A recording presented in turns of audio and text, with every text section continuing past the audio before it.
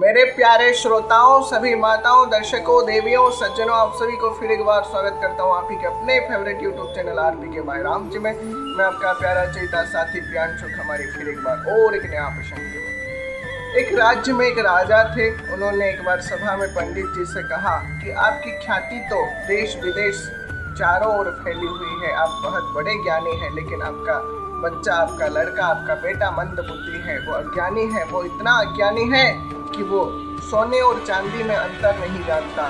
वो सोना बड़ा है या चांदी बड़ा है वो नहीं जानता, उस किसका मूल्य अधिक है वो नहीं जानता। तो पंडित जी का चेहरा उतर गया।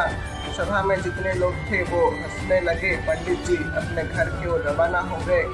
जब घर के अंदर जा रहे थे तो उनका लड़का आता है, एक गिलास पानी लाता है। तो पंडित जी कहते हैं, पानी हटाओ, मुझे अपने सवाल का जवाब दो कि क्या तुम सोने और चांदी में अंतर नहीं जानते। आज राजा भरी सभा में मेरे बेइज्जती कर दिए।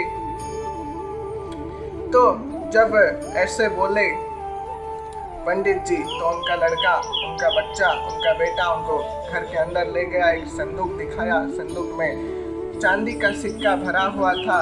उन्होंने इसका कारण पूछे तो बच्चा कहता है, जब मैं गुरुकुल के लिए जाता हूँ, विद्यालय के लिए पढ़ने के लिए जाता हूँ सवेरे सवेरे हर रोज, तो रास्ते में दरबार होता है। राजा मुझे बुलाते हैं और पूछते हैं मुझसे कि सोना और चांदी में बड़ा कौन है, तुम मतलब ले जाओ अपने हाथ से एक सिक्का उठाकर। तो मैं हर रोज चांदी का सिक्का उठा के लेकर आता हूँ। मैं हालांकि जानता हूँ कि सोना बड़ा है, सोने का मूल्य अधिक है। तो राजा फिर मुझे इसी कारण से ही मंदबुद्धि समझते हैं, लेकिन मैं चांदी को क्यों उठाता हूँ इसका कारण है कि अगर मैं सोना उठाता तो खेल उसी दिन ही खत्म हो जाता। चांदी उठा उठा के मैं अपने संदूक में रखता हूँ और संदूक आज भरा हुआ है।